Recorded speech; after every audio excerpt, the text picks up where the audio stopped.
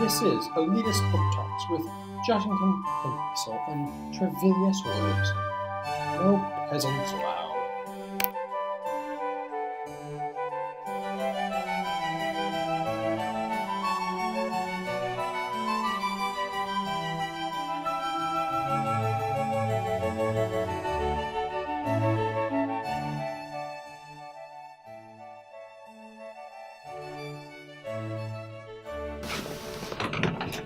Greetings, my humble compatriots. I'm Travis Williams. And I am Josh Dennis. And today we're going to be reviewing one of the classiest books in existence, The Catcher in the Rye by J.D. Salinger. So, sit back, grab your closest can of Perrier, take a sip, and enjoy. The Catcher in the Rye is a classic 1945 novel by American author J.D. Salinger.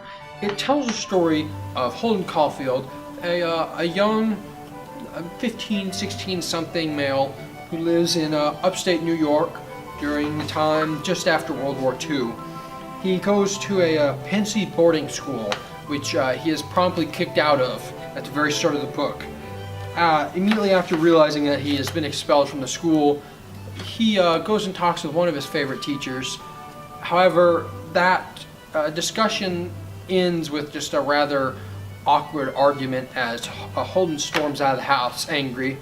And that conversation really sets the tone for a lot of Holden's social interactions throughout the book. He always thinks he's better than everyone else around him and consistently calls everyone phonies or fake, while he believes that he's the only real person who sees the world how it really is.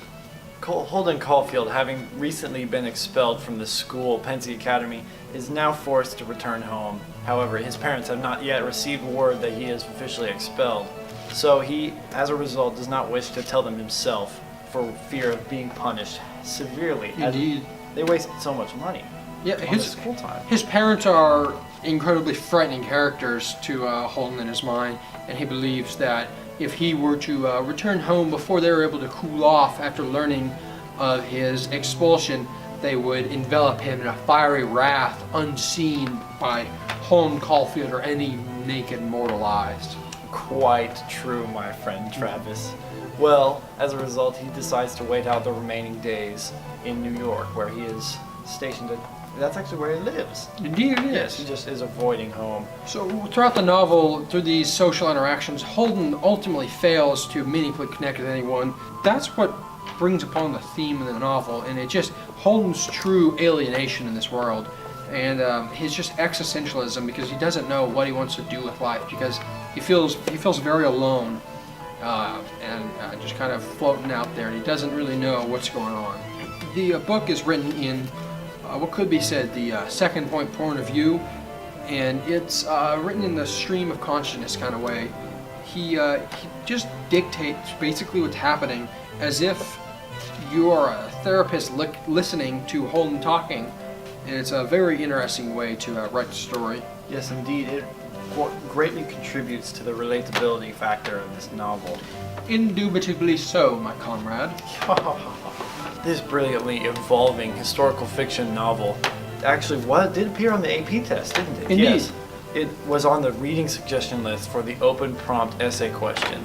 The Catcher in the Rye's place on the reading list for the AP test still cements it in the catalog of American classics as a true feat of literature. Well, it took us about, I would say, 2 weeks to read as a general estimate. Almost, yes. I leisurely read it as I was sitting back in my study, and I just read at a slow, respectable pace, and it took me a week or two to read.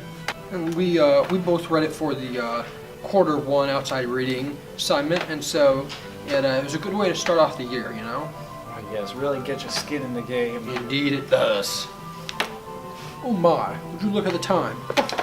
Wow. I know, time really flies. When you're having fun, especially. Especially so.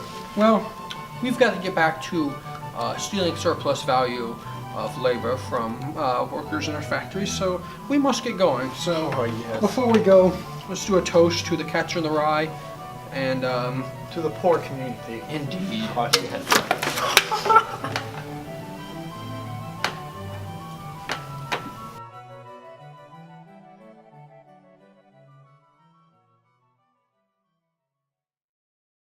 Jeeves? Jeeves, where are you? Oh, yes. Yes, throw another peasant into the fire, would you? Oh, yes, I will.